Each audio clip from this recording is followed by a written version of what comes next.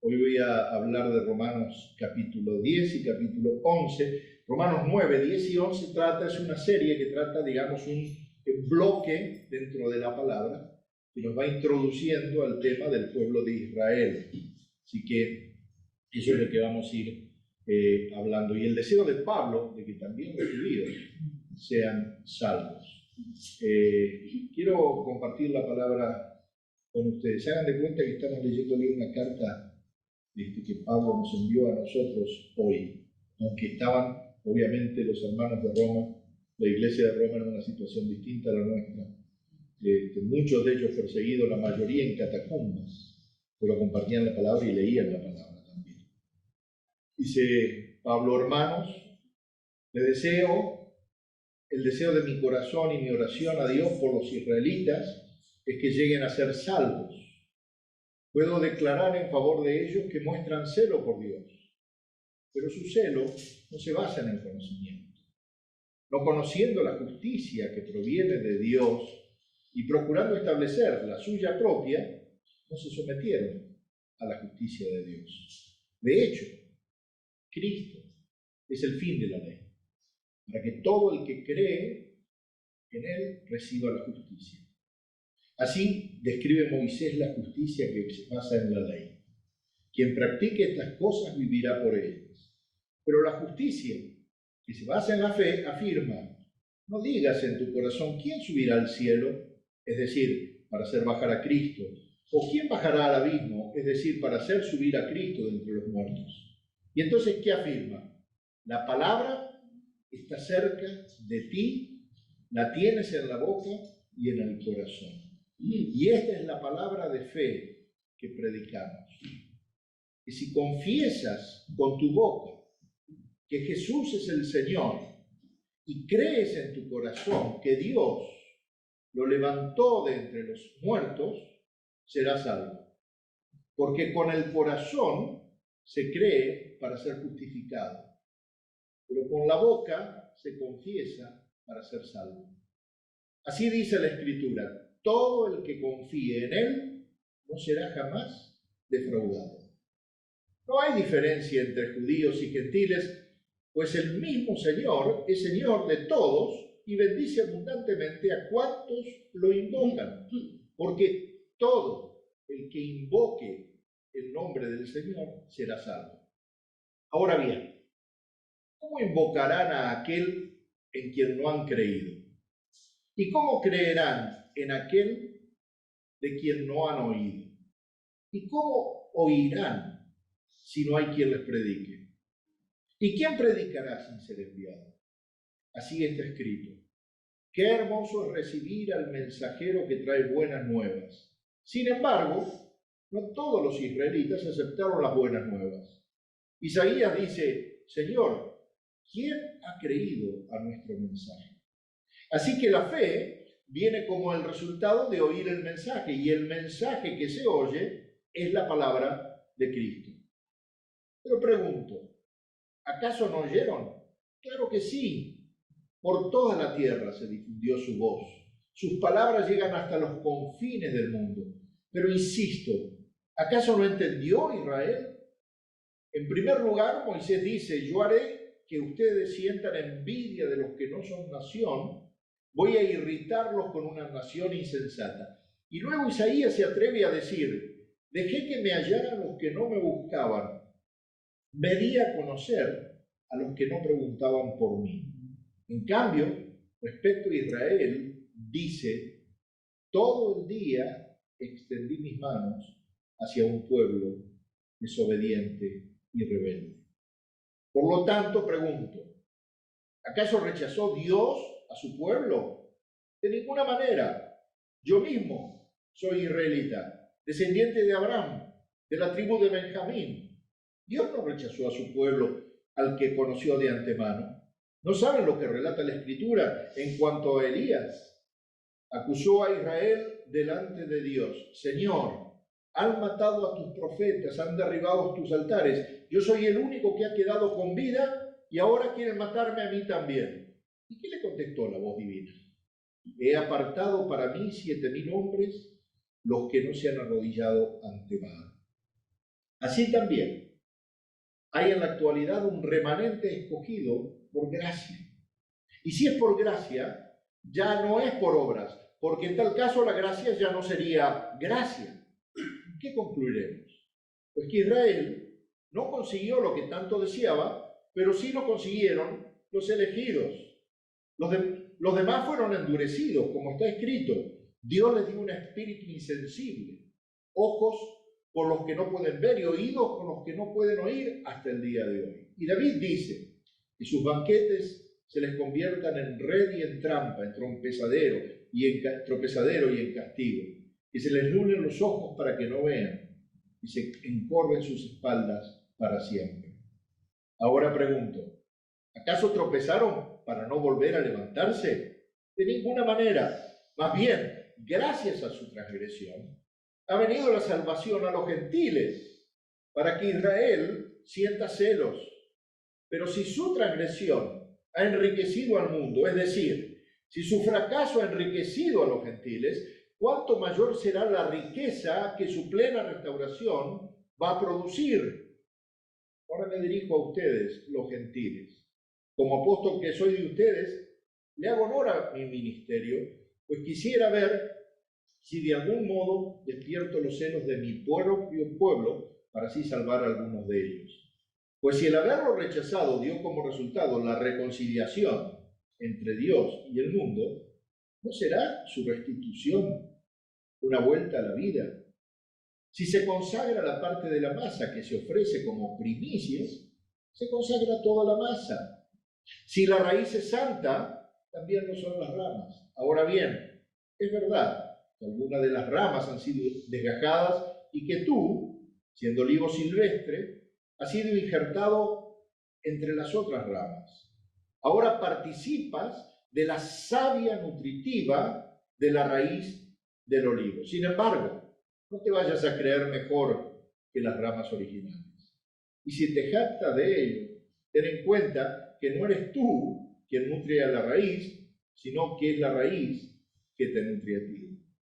Tal vez dirás, desgajaron unas ramas para que yo fuera injertado. De acuerdo, pero ellas fueron desgajadas por su falta de fe y tú por la fe te mantienes firme. Así que no seas arrogante, sino temeroso, porque si Dios no tuvo miramientos con las ramas originales, tampoco los va a tener contigo. Por tanto, considera la bondad y la severidad de Dios, severidad hacia los que cayeron, pero bondad hacia ti. Si no te mantienes en su bondad, tú también serás desgastado. Pero si ellos dejan de ser incrédulos, serán injertados, porque Dios tiene poder para injertarlos de nuevo. Después de todo, si tú fuiste cortado de un olivo silvestre, al que por naturaleza pertenecías, y contra tu condición natural fuiste injertado en un olivo cultivado, con cuánta mayor facilidad las ramas naturales de ese olivo serán injertadas de nuevo en él. Hermanos, quiero que entiendan este misterio para que no se vuelvan presuntuosos. Parte de Israel se ha endurecido y así permanecerá hasta que haya entrado la totalidad de los gentiles. De esta manera, todo Israel será salvo, como está escrito. El Redentor vendrá de Sión y apartará de Jacob la impiedad. Y este será mi pacto con ellos cuando perdone sus pecados. Con respecto al Evangelio, los israelitas son enemigos de Dios para bien de ustedes. Pero si tomamos en cuenta la elección, son amados de Dios por causa de los patriarcas. ¿Por qué? Porque las dádivas de Dios son irrevocables, como lo es también su llamamiento. De hecho, en otro tiempo, ustedes también fueron desobedientes, pero ahora, por la desobediencia de los israelitas, han sido ustedes objeto de su misericordia. Asimismo, estos que han desobedecido recibirán misericordia, ahora como resultado de la misericordia de Dios hacia ustedes. En fin, Dios ha sujetado a todos a la desobediencia con el fin de tener misericordia de todos. qué profundas son las riquezas de la sabiduría y del conocimiento de Dios. Qué indescifrables sus juicios e impenetrables sus caminos. ¿Quién ha conocido la mente del Señor? ¿O quién ha sido su consejero? ¿Quién le ha dado primero a Dios para que luego Dios le pague? Porque todas las cosas proceden de Él y existen por Él y para Él. A Él sea la gloria por siempre. Amén. Qué hermoso texto que nos trae. Qué hermoso texto nos trae el Señor hoy para reflexionar. Pablo dice que desea, pero además de desea, ora por ese deseo. Acá tenemos una primera lección que podemos sacar del texto. Lo que deseas, eso que Dios pone en tu corazón, tenés que orarlo, tenés que pedirlo, tenés que clamarlo. Y Pablo dice que el verdadero problema de los israelitas, del cual él era parte, que esos israelitas tenían un celo, pero ese celo no se basaba en el conocimiento de Dios. Los compañeros, el tiempo de Pablo, los judíos, aún Pablo antes de convertirse, tenía mucho celo, perseguía en el nombre de Dios, perseguía a otros en el nombre de Dios. Entonces uno puede decir, yo estoy sirviendo a Dios, pero no. Porque el que conoce a Cristo no persigue por fe, anuncia la fe. ¿Se dan cuenta la diferencia? Una verdadera comprensión del propósito de Dios en Cristo para nosotros nos tendría que cambiar la perspectiva completamente. Y los evangelios tocan repetidamente ese tema. Los judíos no entienden que Dios ahora se está revelando en Jesús. Ustedes pueden ver cualquiera de los evangelios y ver que ese fue el tema judío, que no entendieron a Jesús, no lo aceptaron nunca como Señor y como Salvador. Y entonces, ¿qué pasaba? Trataban de mantenerse tanto esa tradición que cambiaban la justicia que ahora Dios traía en Cristo por la justicia que ellos tenían en las tradiciones, por su propia justicia. No entendieron que Dios había puesto a disposición de ellos una mejor manera de corregirlos, una mejor manera de hacerlos vivir en el reino, de hacerlos entrar, que era en Cristo. Y cuando el apóstol Pablo combina la idea de que todo el que cree va a recibir justicia porque Cristo es el fin de la ley, esa palabra telos, el fin, combina ideas de principio y de final, principio y objetivo. Es como la línea de partida de la carrera hacia donde nosotros vamos. Y ahora ya los israelitas habían llegado a la meta, pero no se daban cuenta cuál era la meta, el que ya Cristo había venido. La ley ya había terminado, porque Dios había cambiado, había pasado la antorcha del Antiguo Testamento al Nuevo Testamento, como una carrera de relevos. La ley ya no gobernaba al pueblo de Dios como lo hacía en el Antiguo Testamento. Ahora Cristo gobierna al pueblo de Dios. Y esto es lo que tenemos que tener en nuestra cabeza. ¿Y cómo voy a conocer a Cristo? A través de la palabra. Creyendo en la palabra, creyendo en Jesús. Cuando dice todos los que creen, todos, es todo, tanto judíos como gentiles. Entonces, los judíos no deberían enorgullecerse de decir, no, yo ya no necesito nada más porque Dios me eligió en el Antiguo Testamento, porque tienen aún hoy que confesar a Jesucristo como Señor y Salvador. Dice el apóstol Pablo que el secreto de la vida, y ahí trae una promesa de Levítico 18:5, que resume un elemento clave de la ley mosaica, que es la vida. La vida que se obtenía era la promesa que Dios había hecho en el pacto. Pero esa vida se iba a lograr mediante la obediencia a los preceptos de Dios, a los mandamientos de la ley. Pero todo el Pentateuco deja claro de que la fe siempre fue lo más importante, más que la letra escrita, para una relación con Dios. Si no, miren la vida de Abraham. O léanse cuando lleguen a su casa Génesis 15. Pablo también usa Deuteronomio 30, 12, 14, cuando dice que ¿qué vamos a hacer? Tenemos que subir, tenemos que bajar. ¿Quién nos va a traer esa palabra? Nadie está justificado. ¿Por qué? Porque en Deuteronomio la esperanza era que la palabra está cerca. La palabra se acercó. Cristo es la palabra viva y se acercó a nosotros. Ya no tenemos excusa. No podemos decir que no conocemos la palabra de Dios. Pero tampoco podemos decir que conocemos la palabra de Dios si no reconocemos a Cristo, que es el centro de la palabra, es la palabra viva, es la palabra hablada, es la palabra en acción, es la palabra humanada. Entonces, ¿qué voy a hacer con mi vida? Fíjense qué contraste, que es la gracia que siempre caracteriza el don de Dios en su ley, en la vieja economía del Antiguo Testamento, ahora se hace más evidente en Cristo, pero no se dieron cuenta. Y Pablo les escribe esto.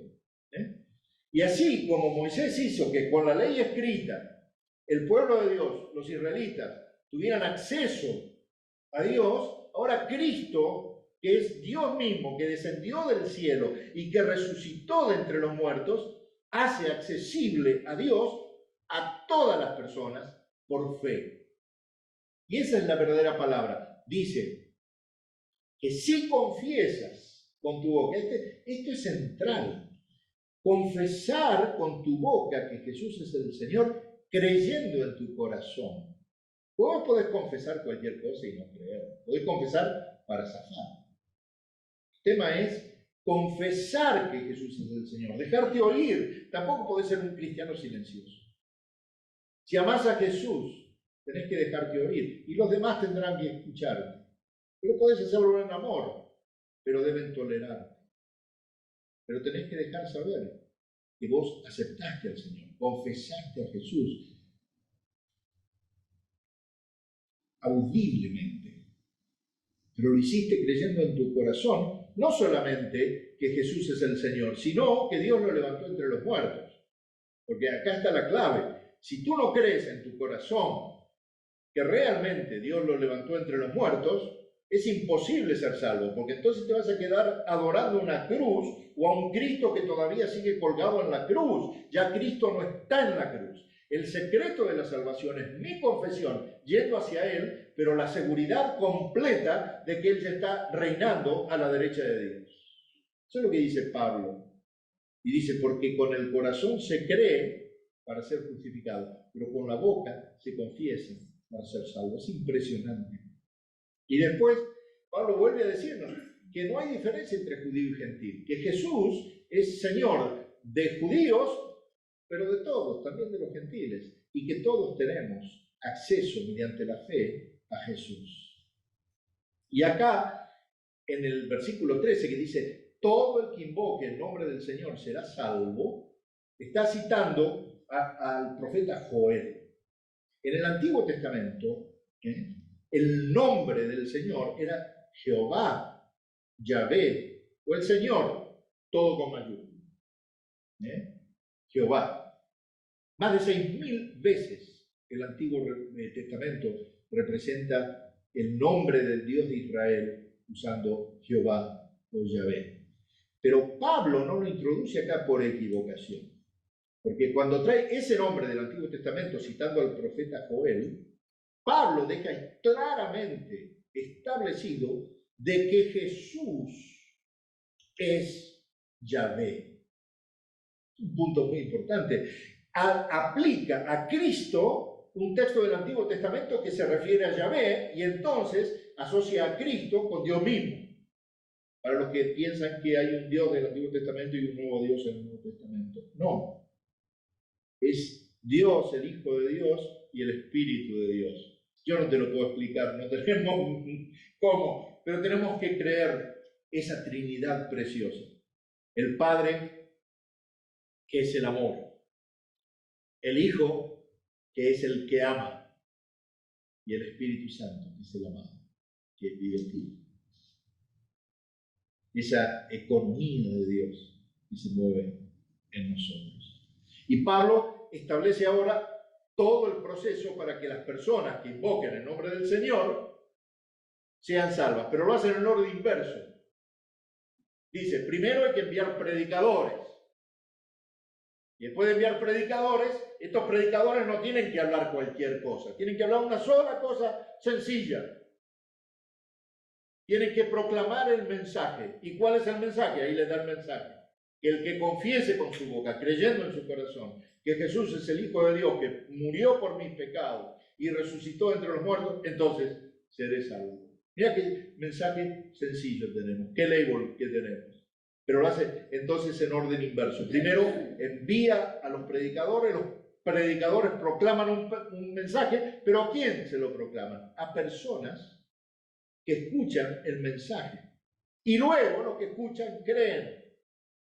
O sea, hay una responsabilidad en nosotros en tomar esta decisión, en creer. Pablo sugiere que Dios ya completó 3 de los primeros pasos. El problema ahora es de ellos. El problema ahora es la falta de fe. Pero esto no pasa solamente con Israel, ¿sabes? También pasa en nuestro vecindario.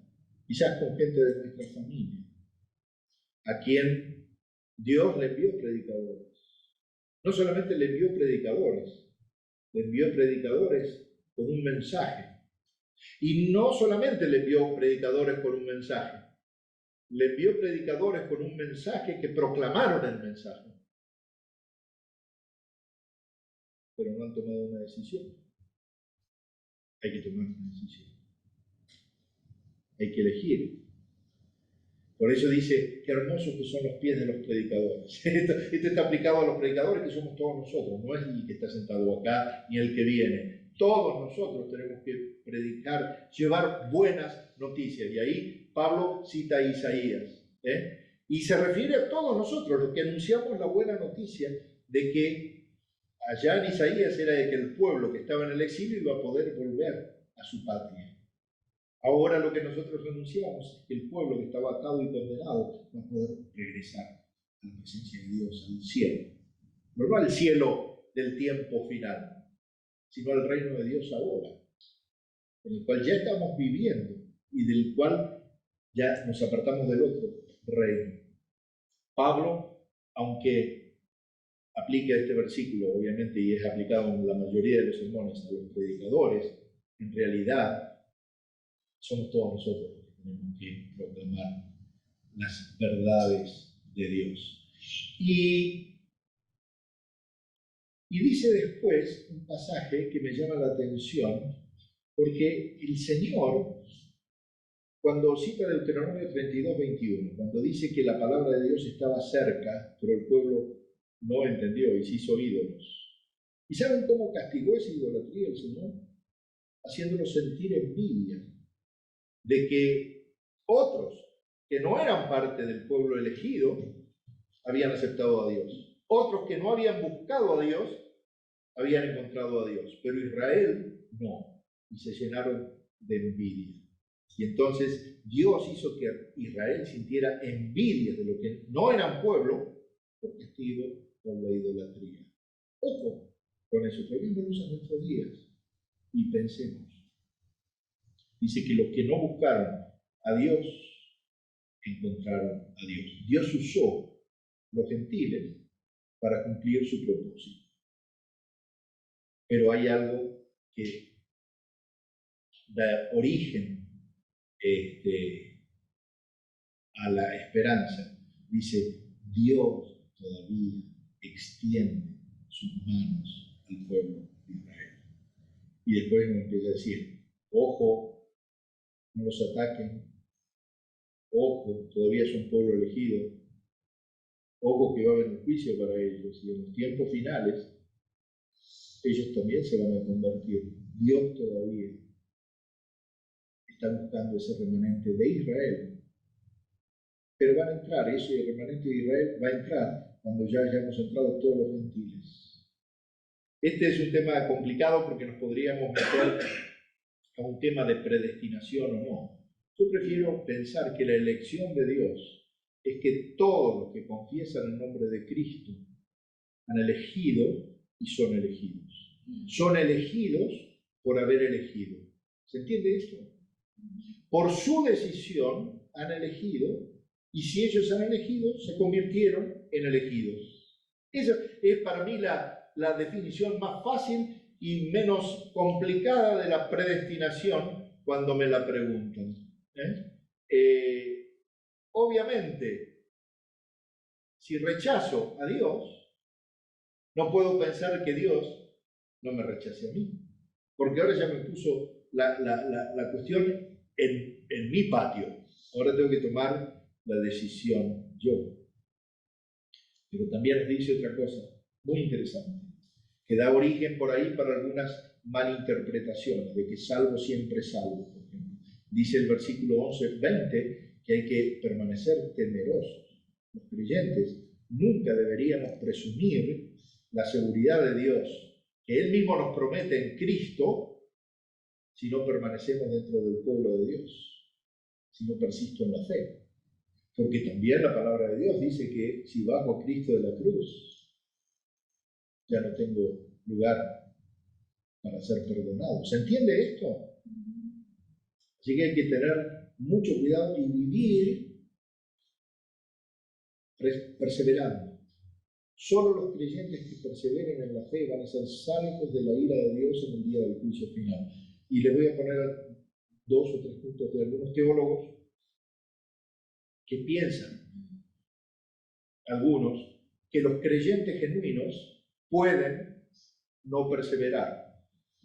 Pueden ser creyentes genuinos, pero no perseverar. Y por lo tanto, no ser salvos al final.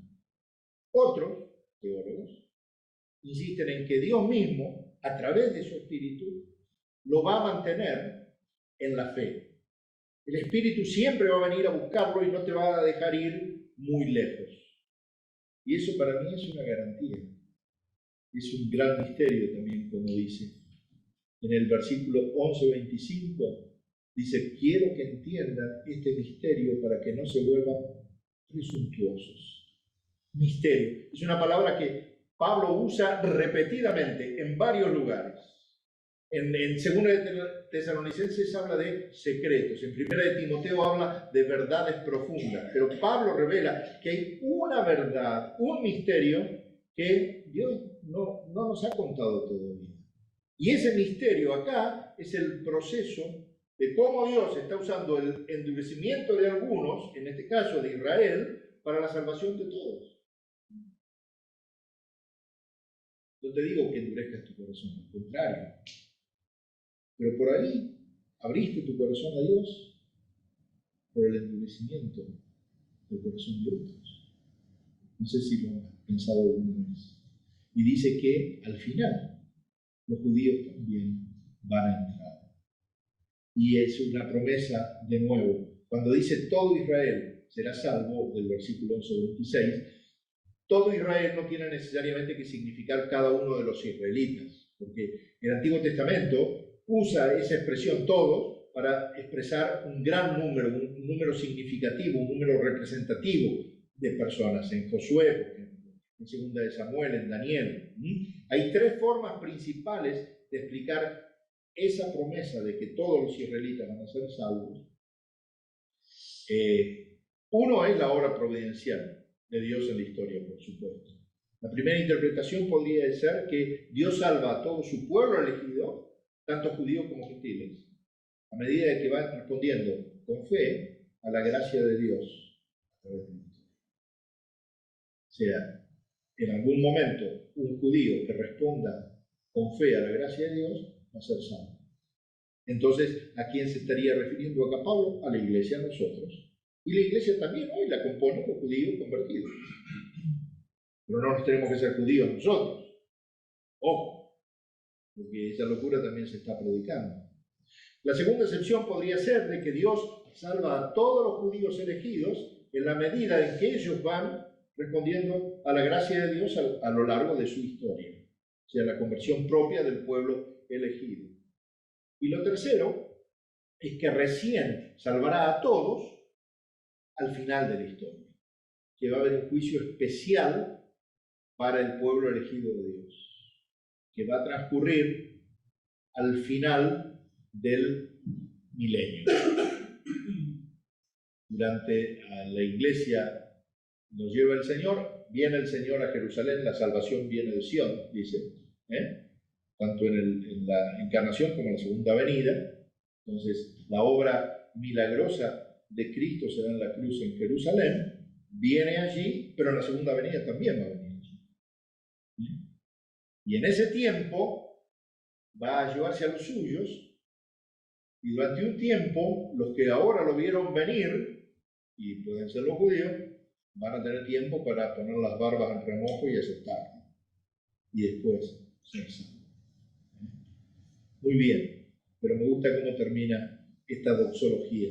Pablo concluye toda la descripción del plan de salvación de Dios en esta doxología. Primero, demuestra admiración, porque dice, la verdad, no puedo entender lo que Dios está haciendo. Y lo dice, nadie puede comprender. Y realmente, Dios no tiene ni consejeros ni tiene acreedores. Dios no le debe nada a nadie. Hace lo que quiere porque lo quiere. Y después dice, todas las cosas proceden de Él, existen por Él y para Él. De Él, a través de Él y para Él. Dios es la fuente. Dios es el medio. Y Dios es la meta. El Señor le bendiga ricamente. Nos vemos, si Dios quiere, la próxima semana, que vamos a ir con el capítulo 12, quizás, y 13.